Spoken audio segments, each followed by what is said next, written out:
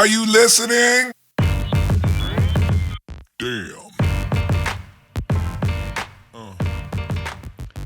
Hello, hello, hello. It's your boy Jay Ivy, bringing you another week's edition of A Fan's View, bringing you the best in this week's world of sports. And I got joining me my boy Kai Harris, residing here in Charlotte, North Carolina, by way of Syracuse, New York. What's up, Kai? What's good, man? What's going on? Not much, man. Not much. How's your Thanksgiving? It was pretty good. Laid low, watched a lot of football. So, All right. Well, let's go ahead and get into it. Of course, we got to start out with the game, Ohio State, Michigan. Just finished up, earlier this afternoon. I got my Michigan shirt on representing, but, the outcome wasn't in our favor. But that's okay. I mean, it happens. Won 4 in a row. Can't win them all. Congrats to, Ohio State. They did their thing. Number 1 team in the country. 27-9, a convincing win, I have to say. Not shocked, disappointed, but not surprised. I mean, they're the best all-around team in college football right now. They're going to be a tough to beat going into the playoffs. So they have the Big Ten championship next week against Indiana, the number 2 team in the country. So that should be hopefully a competitive game. What's your thoughts on the game today, Kai, and going forward? Yeah, it looks like the tables are going to turn again for the next few years when it comes to that rivalry. Like you said, Michigan has won the last 4, and Ohio State won today convincingly also. I remember a couple seasons ago after Ohio State lost to Michigan, they were calling for Ryan Day's job, the head coach of Ohio State, and he did nothing but run the table and win the whole thing. Yeah. Yeah, and him winning the national championship took some pressure off of him because they were already running him out of town last year. Yeah, losing 4 in a row, and coaches get fired over that game. Yeah, I remember back in the day, John Cooper, Ohio State coach, got fired because he couldn't beat Michigan. He couldn't win a national championship, so it's a big deal. So he came in this year. I felt he was a little more relaxed. He didn't coach tight like he has in the past, and they played their game. And, their game is, physical up front. They ran the football, but they got those 2 receivers on the outside that are hard to cover. And if you can't get to the quarterback, I don't know if there's a secondary in college football that can cover those receivers for very long. So, that offensive line held up. They gave quarterback time in the pocket, and he just, was able to pick them apart. Michigan game plan was to run the ball. They started off to a good start, first quarter, 6-0 lead. Defense came out fired up, but after a while, that adrenaline starts to, fade, and you have to be able to line up and make plays. And defense couldn't hold up, couldn't stop them when they needed to. And you got to have a passing game. They have a freshman quarterback, so there's going to be some growing pains. This is his first start, Underwood, first start in this rivalry, and it showed. He had some missed opportunities, missed plays. I think he'll get better. Going into next season and the years ahead. But they were just overmatched. Michigan was overmatched against Ohio State. And, I mean, they did their best at home. The crowd was in it. But, Ohio State was clearly above head and shoulders the better team. It's funny, I got a question. You're from the state of Ohio. Yes. And a Michigan fan, huh? Yep. How did that happen? Well, it's a long story, but I've always liked Michigan. I just like the players, the colors. And people that are from Ohio, it's a divided state. So half the state is Buckeyes, other half is Michigan. Especially when you go up northeast Ohio, like Cleveland, Youngstown area, a lot of Michigan fans. Columbus, Ohio, that's Ohio State country. That's where Ohio State is located. And then you go further down south, like Cincinnati, where I'm from, it's divided. So it's not like it's majority Ohio State fans in Ohio. The state is very divided between Michigan and Ohio State. So it makes for a great rivalry. Yeah, no question. But yeah, I mean, I like where this rivalry is going now. We're going to see if Ohio State in the coming years can pull off wins against Ohio State in that Big Ten game. Since the departure of Mr. Jim Harbaugh. Right. Those Jim Harbaugh years in Michigan were great, man. Well, it didn't start out great. It didn't. I remember they won Urban Meyer. They won like 7 in a row against us, and they were calling for Harbaugh's job. Yeah. A lot of fan base and alumni was frustrated. He finally broke through 2021, and then he had a string, that 4 year stretch. Then last year, Sharon Moore took over. He got a win. Hmm. So last 4 years, it's swung in Michigan's favor. Now, like you said, could it be swinging back into Ohio State's favor? That's the great thing about this rivalry. It's always back and forth. You'll have one team dominate for a few years, and and it swings, Yeah. and the other team will dominate for a few years. So it's kind of back and forth. It's never been, well, one year we win this year, they win that next year. It's always been a string of victories for one side, and then the other team gets better, and then they start winning the string. So it'll be interesting to see how the rivalry goes going forward. But I think for going into the playoffs, I mean, I hate to say it, but Ohio State, they're gonna be tough. Oh yeah. I mean, it's about 5 or 6 teams that have a legitimate shot at winning national championship. But I think right now it's Ohio State and everybody else. Yeah. So we'll see what happens next week when they play in the Big Ten championship against Indiana. I think it'll be a competitive game. I expect, Ohio State is the better team. I expect them to win. But I think Indiana's better than a lot of people give them credit for. I mean, they're number 2 in the country for a reason. Yeah, for a reason, right? Yeah. But yeah, I just don't know about beating Ohio State. I mean, again, like you said, it's Ohio State in the field, Mm-hmm. and I may take Ohio State when it's all said and done. Versus, Mm-hmm. and it's so funny. It's yeah, Thanksgiving weekend is a Mm-hmm. rivalry week in college football, and I believe my Florida State Seminoles will be playing Florida in a little bit. Yeah. Even though it's nothing really to play for, but Yeah, just for bragging bragging rights. rights, yeah. Right, right. Yeah, it's hard. It's been hard being an FSU fan the last few years. Been Yeah, hard. yeah. And it's some big news coming up shortly. It looks like Lane Kiffin, head coach of Ole Miss, might be making his decision if he's going to stay or possibly going to LSU. That's the rumor. He might be heading to LSU. So that would change the landscape in college football and in SEC. Um, I like what he's done at Ole Miss. I mean, I think you can win there. But obviously, he thinks LSU, can attract more recruits. Obviously, Oh, he's going to get more money, oh yeah. and maybe feels he has a better opportunity to compete with the Alabamas and the Georgias and the top teams in the SEC. But I say, just, stay at Ole Miss. You're building something there. You're building something. Yeah. Yeah. Have your fingerprints on that program instead of Hmm. moving around. That's been his problem though. Hmm. He moves around a lot. Yes. Yes. Whether it's willingly or unwillingly, but Yeah. he, I, I get the attraction. LSU, they've LSU. won national championships. They've had big time players, come in and go to the league. Like my boys, Joe Burrow, Jamar Oh, Chase. oh my I mean, they goodness. have so many great players come through that program. But in the day, I know it's money is a factor, and it's about competing for national championships. And if he feels that's the best opportunity for him to go to win national championship or compete for a national championship, because LSU is about national championships. Yeah, It's not about absolutely. just getting to the playoffs, and that's why they got rid of Brian Kelly. You got to win. You got to win national championship. So if they feel he's a guy that can get them back to playing that for a national championship and winning national championship. Then I understand from that standpoint. Speaking of your Bengals, Hmm. what you thinking? What's going on with your Man, boy? they look good the other night. I Yeah. mean, they put it on the Ravens. I didn't expect that. I knew they had a good chance with Joe Burrow coming back, and the Ravens have not looked like the Ravens. I mean, Lamar Jackson does not look like Lamar. What They've is been wrong? struggling. That offense has been struggling. So I knew it's a rivalry, division rivalry. So I knew they had a good chance. I wasn't expecting, 32 to 14. I didn't expect that. 5 turnovers.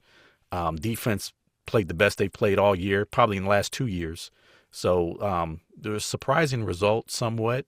But man, I tell you, with Joe Burrow coming back, man, it's ignited that team, and I know they have to win out to even have a chance to win that division, make the playoffs, man. But if they can continue with that momentum, defense can play like they did or close to what they did the other night, man. I think they got a chance to run the table.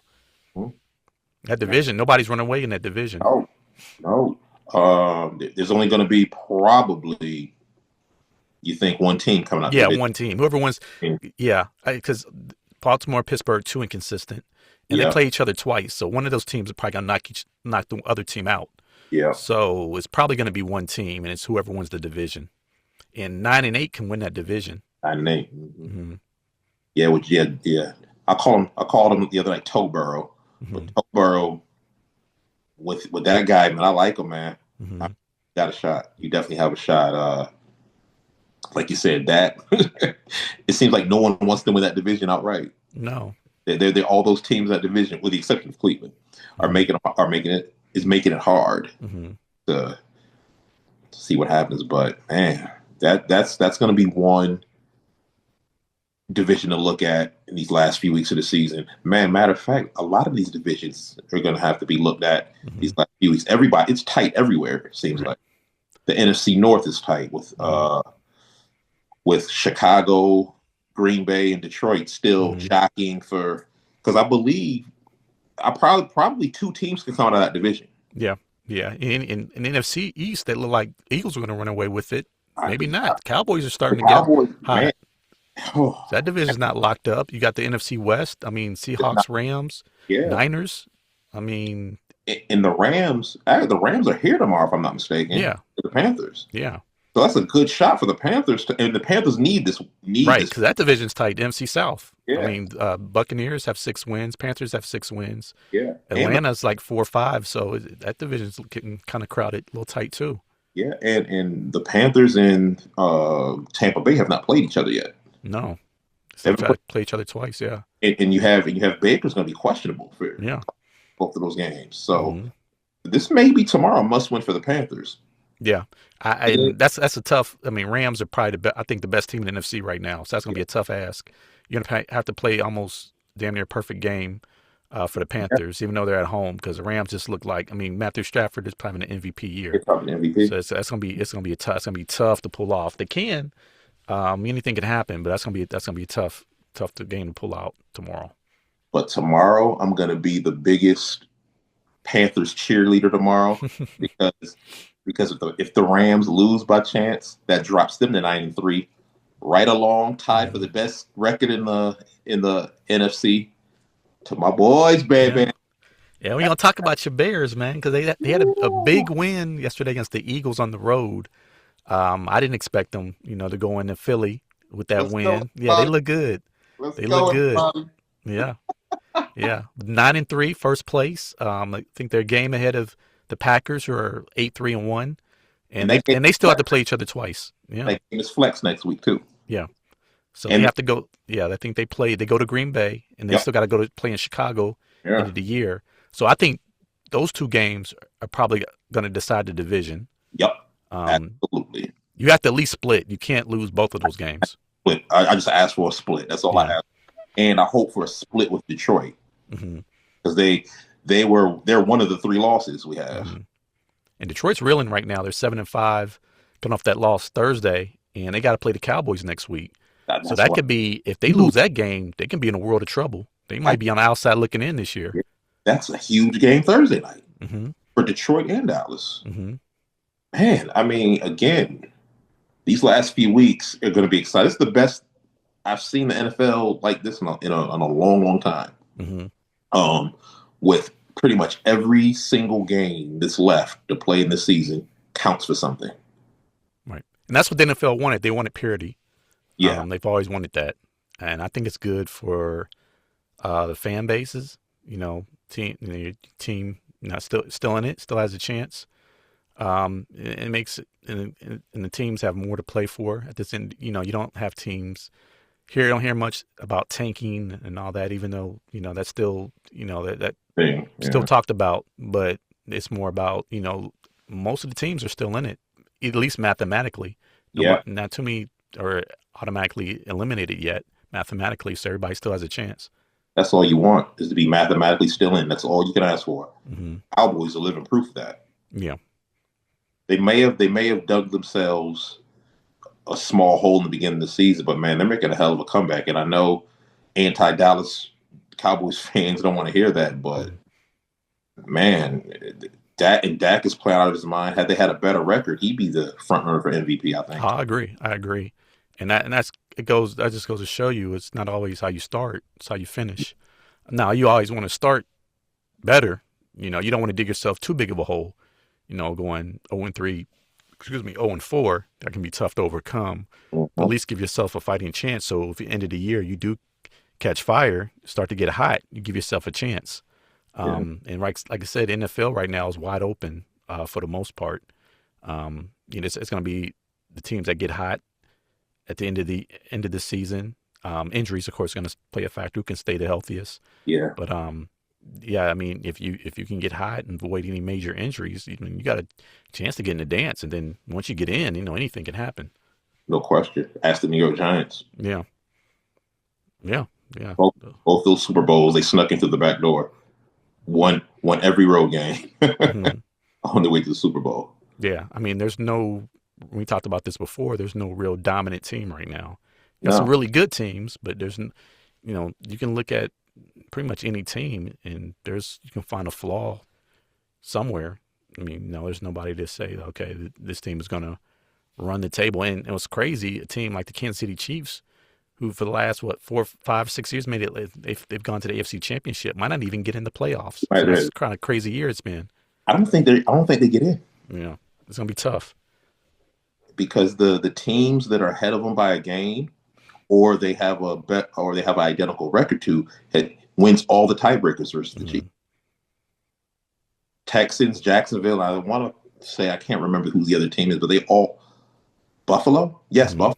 They all own tiebreakers Yeah. over the team. Isn't that's wild? So the Yeah. Chiefs pretty much have to win out, Yeah. and Yeah. it still may need help. And they still may need help. Right. Exactly. Exactly. So, Exactly. But going back to your Bears, are they now? Do you see them as a legitimate Super Bowl contender now, or are you still need to see how these last few games pan out? the latter, because coming into the season, I had kind of low expectations because of the coaching change, Hmm. and because you have a second year quarterback in Caleb Williams. Mind you, his second year, he was coming into this season on his third head coach Yeah. and fourth offensive coordinator. That's a Yeah. lot. That's a lot for a young quarterback.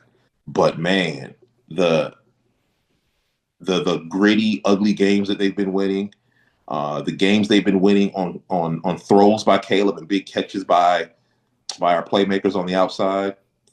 Man, they have a puncher's chance, man. They have they're number one in the league in takeaways, and it's so funny.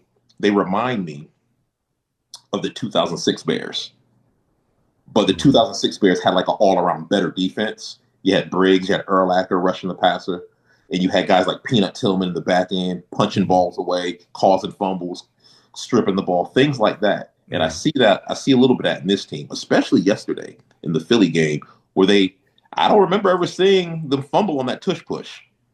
The Yeah. Bears kind of neutralized that tush push yesterday. Yeah. They absolutely did. Yeah.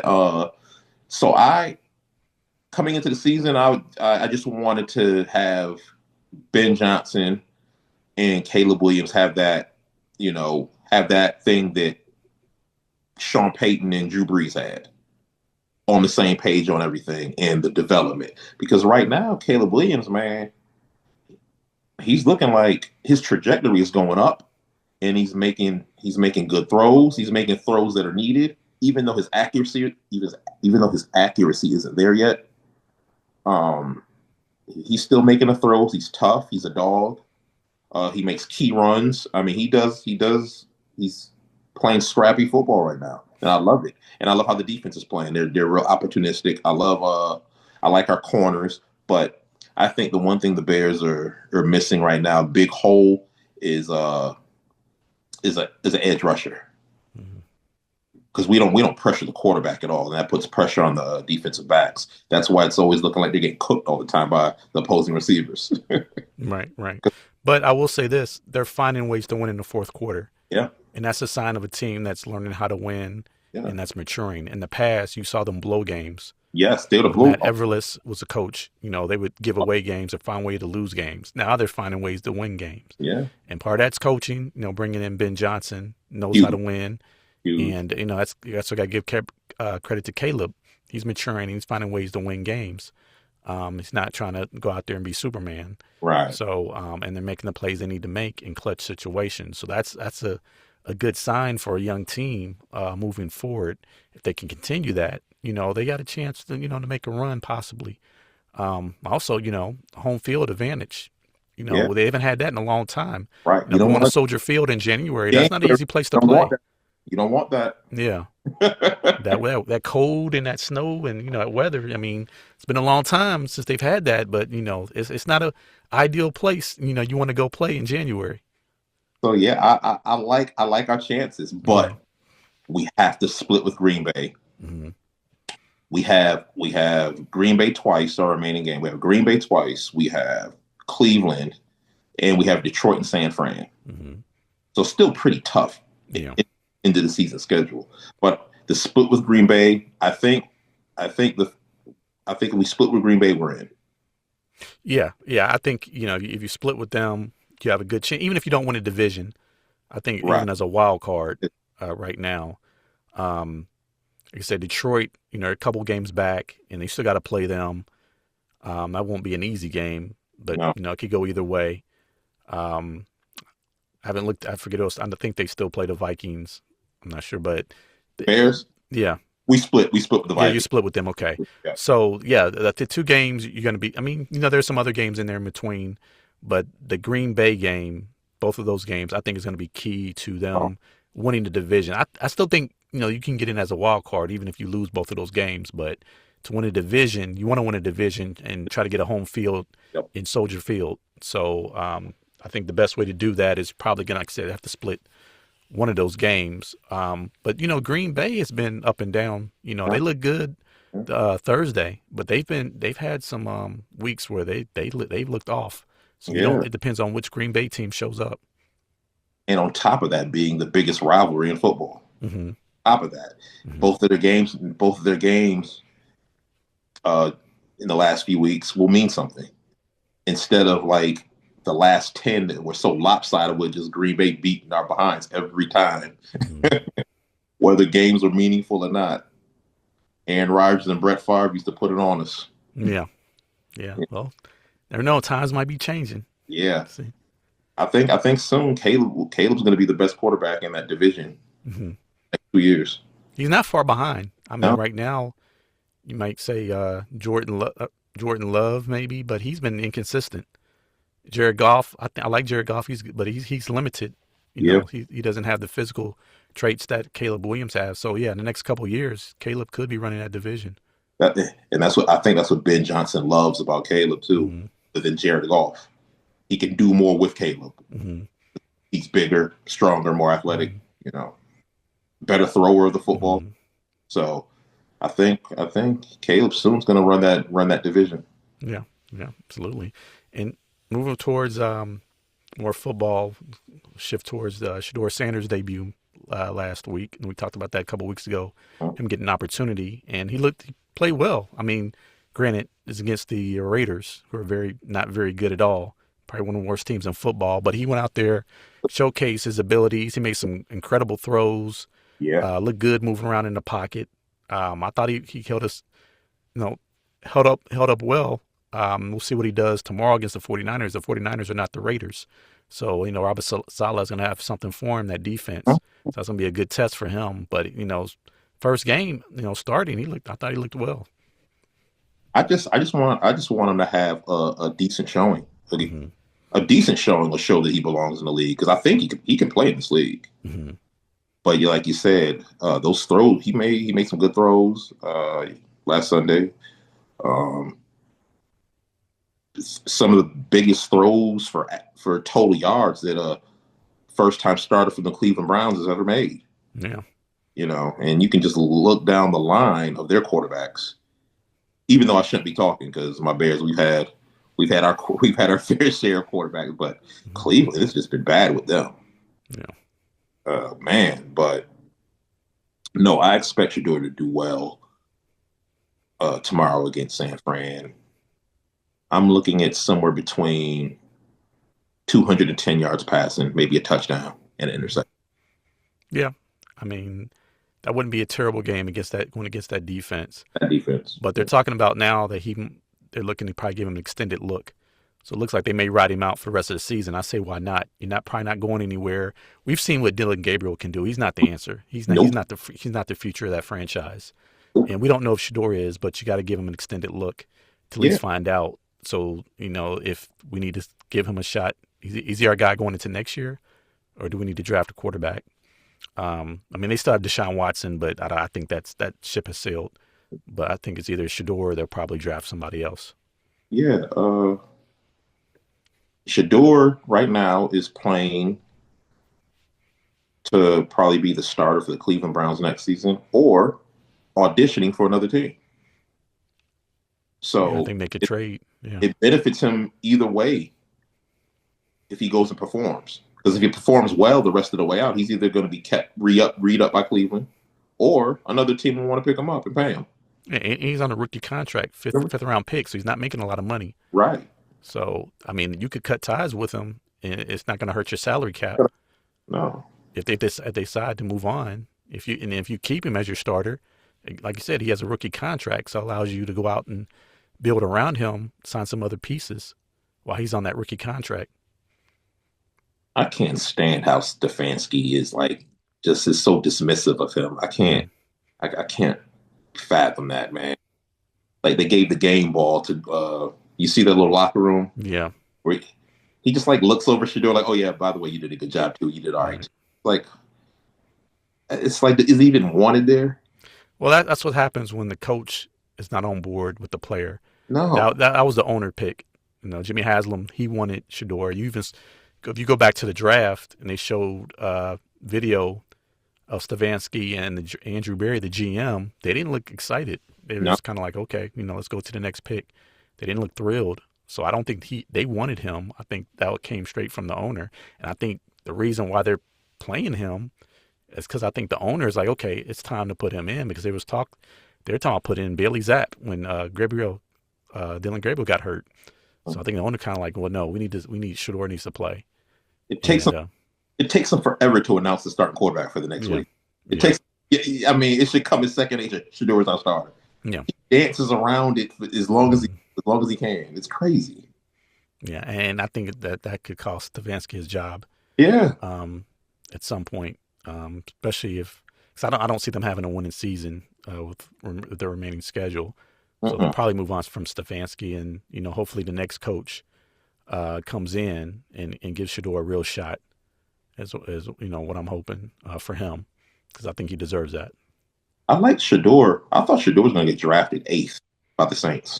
Yeah, I had the Saints or the Raiders taking him. I mean, Absolutely. yeah. I'm and now you look at it back at it, it was fifth round. He went in the fifth round Mm, to a team that really doesn't want him. It, like, I mean, mm. in my opinion, I don't think they really want him as far No, as the coaching staff. the Yeah, coaches staff. yeah. Um, I think the players love him. Hmm. So, but yeah, man, good luck to Shador tomorrow, man. Hmm. Like I said, hope, and like I said, I may be way off, but I think I'm confident enough in his skill set, even against that defense. 210 yards, Hmm. one TD, one pick. Okay, we'll Cleveland, see. Cleveland, Cleveland loses. Got Cleveland you on loses. record, so we'll see how that pans out. We'll revisit that, but let's move over to the NBA. Got some to talk Uh, about there. I know you're on a high right now.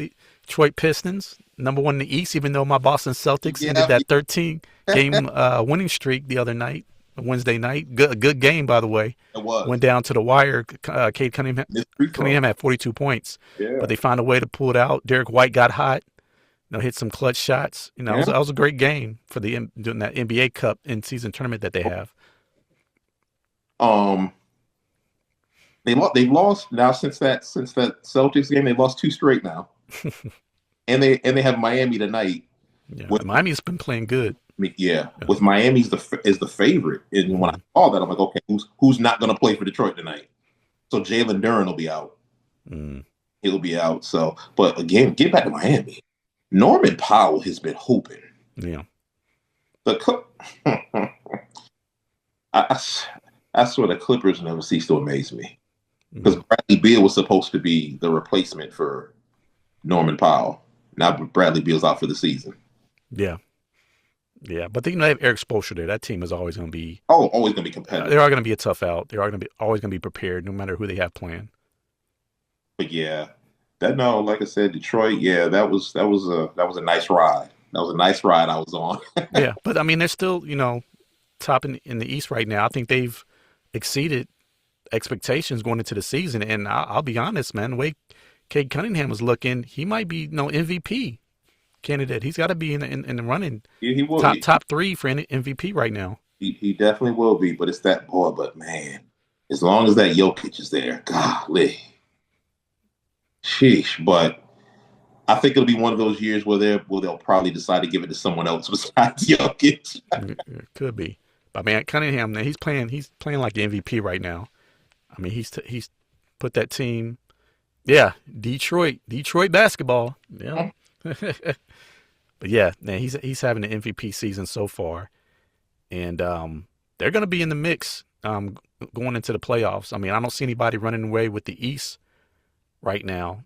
I mean, we mentioned previously among the Cavs, the Knicks, Bucks, some of the usual, suspects. But I mean, the way the Pistons are looking right now, man. I mean, they can get home court. They're gonna be a tough out. They became a way better team after that Knicks series last year. Mm-hmm. And in a way, they had a good chance of winning that series if the ball bounced the right way on some of them plays and some of those games. And it took Karl Anthony Towns and Jalen Brunson hitting unbelievable shots. Mm-hmm. That game was that series, even though Knicks won in 6, was way closer than a 6-game series. Absolutely. And I think last year was that Pistons coming out party. Yeah. So they're kind of growing up now. They kind of graduated to the next class, so to speak. It's some casuals know who they are now. Yeah. They a guy like Clay, like, man, they probably saw a guy like Cade last year who they didn't pay attention to before. They're like, oh man, who's this guy? So and now they see who that guy is this season. Absolutely. Well, we're coming up on time, and for everybody out there watching, click on the link below if you want to subscribe to A Fan's View. Get some of this great sports talk, bringing you the best in sports talk every week. There'll be some future podcasts coming out. Of course, we'll have my boy Kai on, whenever he's available. You let me know, brother. You let me know. And just give listeners out there some info about your podcast that you do, because you have a pretty nice podcast format that you got going on as well. Yeah, it's called Flagrant Sports. You can download the Podbean app to get to us, or Spotify. So yeah, we post a lot of our content on both those apps. So yeah, Flagrant Sports. Check us out. Shout out to the Flagrant Sports crew, my 2 co-hosts, Finesse and Dean. What's going on? Jonathan, we got to get you on ours. Yeah, absolutely. And I like you guys kind of switch it up. It's more HBCU, and you talk about women's basketball, which you don't hear that a lot in a lot of these sports arena sports podcasts, sports talk shows. So you really highlight WNBA. Yeah, and we talk, and a lot of our shows be all WNBA. Mm-hmm. We had a show a couple years ago. We had a show all about Becky Hammon one year. Mm-hmm. Of course, we speak on the Angel Reese, Caitlin Clark thing, and we talk about the WNBA players get paid more money, things like that. The whole the business side of everything. So HBCU, yeah, we do some of the non-mainstream stuff, man. But yeah, it's a pretty dope show. Okay, all right. When can we look for the next episode coming out? The next episode on the app will probably be this Monday or Tuesday. Oh, okay, great. Yeah. You said Spotify, right? Spotify in the Podbean app. Podbean. Okay. All right. Everybody out there watching, there you go. My boy Kai. But hey, Kai, thanks for having you on, man. Anytime, brother. Yeah, chop it up again. See how those Bears and those Pistons do going forward. Word. It's getting close to football getting close to the end of the season, getting ready for the playoffs. So still got a lot of basketball left, but hopefully, the teams continue to hold up and do well, man. It's great when your teams are playing well. Both teams are playing well. Been a great couple months for me. Absolutely. But again, anybody want to catch your Fans View, subscribe to the link below. So get more of these great episodes we got coming up. But again, thank you, Kai. Thank you, everybody out there watching, supporting the show, and we will see you again soon. Take care.